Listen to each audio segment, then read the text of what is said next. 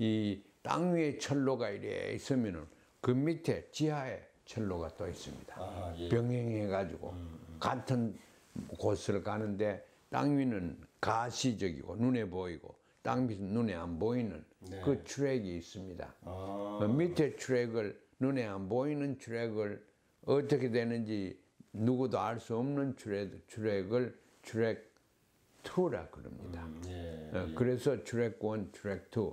트랙 1은 정부와 정부, 트랙 2는 이제 정부하고 관계없는 사람들이 이해정진을 위해서 뭐 하는데 우리나라 같은 이제 분단된 상황에서는 절대 필요합니다. 네.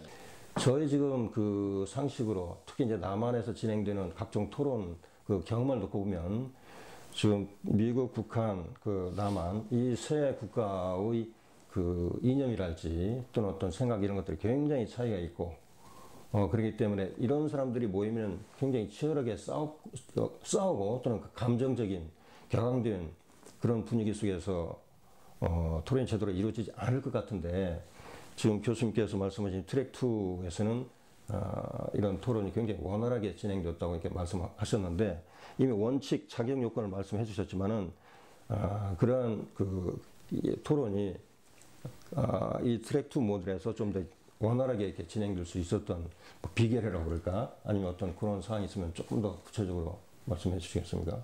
예, 참석하는 사람들을 자기 본국에 돌아가서 입장이 곤란하지 않게 하기 위해서 최선을 다해야 됩니다. 예. 주최 측은. 네. 그래서 언론 보도 안 하는 그 이유도 거기에 있습니다. 네. 기자들이 없으면 사람들이 사실 좀 더 자유롭게 얘기를 합니다. 네. 예. 그 청중은 북한에서 온 사람들은 조선노동당 중앙위원회 간부들이 어떻게 생각할까 내가 이게 말하는 거. 그 신문에 나오면은 그게 누구라도 다 읽을 수 있으니까 철저하게 언론 통제를 합니다. 그걸 이제 통제뿐만 아니라 거기 온 사람들한테도 서약을 시킵니다. 우리가 여기 토론된 거는 나가서 얘기하지 말자. 그래서 아까 말씀드린 초청당한 사람은 인품이 좋은 사람들이라 해야 됩니다. 믿을 수 있는 사람들, 전문성만 있을 뿐만 아니고 또 평화와 통일의 집념만 있을 뿐이 아니고 중요한 것은 인품이 믿음직해야 됩니다. 그 남쪽이나 북쪽이나 미국이나 마찬가지입니다. 거짓말 할 수 있는 사람은 초청하면 안 됩니다. 서로 그래야 됩니다. 하노이에서 정상회담이 결렬됐다. 그러면 북에서는 미국 사람들이 왜 저리 나가느냐. 그걸 북에서 사람들 연구를 많이 합니다. 그 왜 이래서가 나갔는지 정답이 없습니다. 의견밖에 없습니다. 그러나 가장 설득력 있는 정답이 채택이 되는 거죠. 아직까지 하노이 회담 결렬에 대해서 미국에도 의견이 분분하고 남한에는 말할 것도 없고 북한까지 의견이 분분합니다. 만나가지고 우리 대통령과 김 위원장이 만나서 2번이나 정상회담을 했고 백두산에 수백 명이나 가가지고 물까지 떠오고 하는 이런 판에 실질적으로 6.15 연방식으로 하자 이런 해놓고 그 첫 단추를 아직 발견 못했습니다. 한 걸음도 못 딛고 있습니다. 무언가 모르는 자기 나름대로의 생각, 서독식으로 우리가 하면 되지. 동독은 없어진 것처럼 북한도 없어지지 않겠나. 이 허무맹랑한 기대를 가진 사람은 적지 않습니다. 그래서 우리는 이 트랙2라는 방법으로 조금 더 가벼운 마음으로 서로 대화를 할 수 있는 기회를 각 분야에서 예술인은 예술, 또 스포츠맨은 스포츠맨, 학자들은 역사학자도 중요하고 이런 문화를 연구하는 사람들, 사람을 연구를 하는 제일 중요한 게 사람입니다. 제가 이 북한을 열심히 보고 남한도 보지만은 제일 저한테 큰 도움이 되는 것은 사람들을 관찰하는 것입니다. 예. 사람들을 관찰해야지 제도를 관찰하고 거기에 성문화된 무슨 율법이나 규범을 분석해 가지고는 큰 효과가 없습니다. 예. 그래서 사람과 사람 만나서 대화하는 이 트랙 2 이것을 적극 권장을 해서 앞으로 여러 분야에서 대화가 있길 바라고 트랙 2 같은 입장에서 비밀하게 또 허심탄회하게 토론할 수 있는 그러한 남북 관계가 이루어지길 바랍니다. 예. 남남도 마찬가지입니다. 예. 허심탄회하게 해야 됩니다. 그냥 나가가지고 태극기 가지고 뭐 광화문 앞에 가지고 흔들고 그거 가지고는 무슨 의미인지 모릅니다. 그러니까 좀 더 인간과 인간의 교류가 있어야 됩니다. 그뿐만 아니라 이제 이 미국 북쪽 남쪽 사람들을 제가 모셔가 회의를 하되 방청석에 손님들을 또 모십니다. 방청석이요.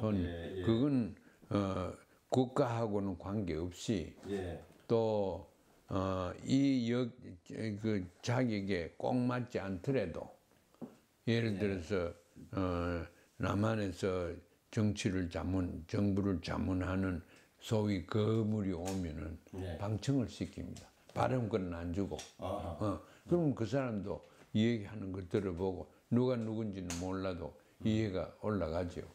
그래서 또 방청하는 사람도 있고 또 초청 강사도 특별 강사로 해서 여기저기 초청을 합니다. 제가 이제 트랙 2 다른 학교에서 할 때 초청 강사로 들어가고 했습니다만 그 평화학의 거물들 제 친구인 노르웨이에 있는 요한 갈퉁 이런 사람 제가 2003년인가 초청해서 또 얘기를 들었습니다. 자기가 생각하는 평화는 이런 거다. 그런데 평화학자들, 우수한 학자들은 다 생각을 같이 합니다. 평화를 절대 전쟁으로 해결하려고 하지 않습니다. 그러니까 안보와 평화를 철저하게 구별하는 분들을 또 제가 특별 초청 강사로 그러면 여기 참석하는 사람들 또 레빈으로 온 사람들이 배우지요. 저는 대학 교수이기 때문에 목적이 가르쳐 주는 거고 보여주는 거고 사람 생각을 변화시키는 게 다름 아닌 교육의 목적입니다. 트랙 2가 이제 어떤 그 내용을 가지고 있고 개념적으로 어떤 의미가 있고 원칙이 어떤 거 좀 이제 개념적인 차원에서 말씀을 해주셨는데 또 하나 이제 궁금한 주제는 이 결국은 이런 트랙 2 모델을 통해서 한반도의 어떤 통일 문화를 이제 정착시키는 대단히 중요한 그런 어떤 그 수단이 될 수 있을 것 같은 그런 기대가 있는데요. 근데 아까 교수님께서는 이 수십 년 동안 이 프로그램을 운영을 해 오셨다고 그러셨습니다. 그러면 그리고 이제 이 트랙 2가 궁극적으로는 그 상호 이해가 목적이라고 말씀하셨는데 이 그 수없이 많은 사례 중에서 처음에 이제 기대하지 못했지만 예상하지 못했지만 이런 트랙 2를 진행하면서 남북 간 또는 북미 간의 어떤 상호 이해가 그 이해의 지평이 열린 그래서 그런 이해의 지평이 확대되면서 어떤 구체적인 성과를 냈으면 더욱더 좋겠는데 그런 사례가 있으시면 몇 개 좀 소개를 해 주시겠습니까? 그렇죠. 그래 이제 미국에서 온 분들이나 남쪽에서 온 분들이 제일 모르는 것이 북한이 왜 핵무기를 많은 재앙과 대가가 큰데도 불구하고 왜 그래 추구를 하느냐 여기에 대한 올바른 이해가 또 충분한 이해가 되어 있지 않습니다. 그런데 여기 와서 뭐 근년에 와서는 비핵화 문제가 항상 중심에 옵니다. 그러면은 북한 왜 핵을 추구했느냐? 그걸 다 외부에서는 들 수 없는 북한 사람들이 입에서 나오는 말을 가지고 북한이 왜 그래 추구하는가 그걸 알게 됩니다.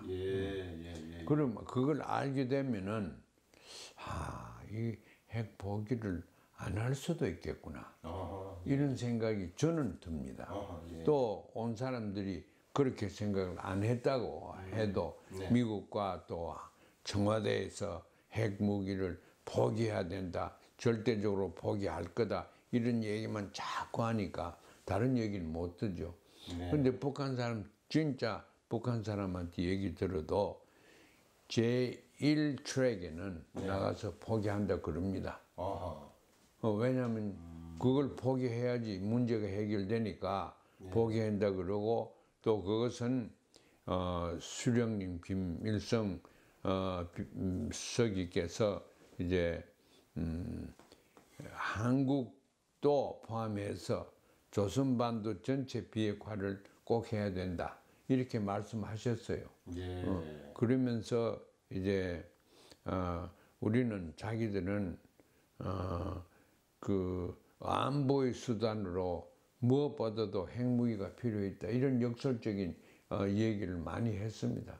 핵무기를 필요하니까 우리가 안보를 위해서 해야 되고 장만해야 되고, 그러나 장만하자마자 우리는 포기를 하는데 역점을 둬야 된다. 네, 그랬습니다. 그래서 그 유훈 정치라 그래서 김일성 그 비서님의 그 유훈을 따라서 비핵화해야 된다. 그렇기 때문에 요새 나오는 분들이 다 심지어서는 김정은 위원장까지 비핵화를 하겠다 그러죠. 비핵화를 하겠다. 그러나 실질적으로 핵을 만들기 위해서 가지고 있는 그 동기, 핵을 가진 동기에 대해서는 김일성 그 비서도 핵을 가지는 것은 국가 안보를 위해서, 평화를 위해서 절대적으로 필요하다고 또 그렇게 말씀하셨어요. 그러니까 이제 이분들이 나와서 우리도 비핵화 하겠다 그러는데, 그러면은 이걸 보타에서 보면은 다 합해서 종합해서 보면은 북한은 자기 안보가 확실히 보장되지 않는 한 핵 포기 안 합니다.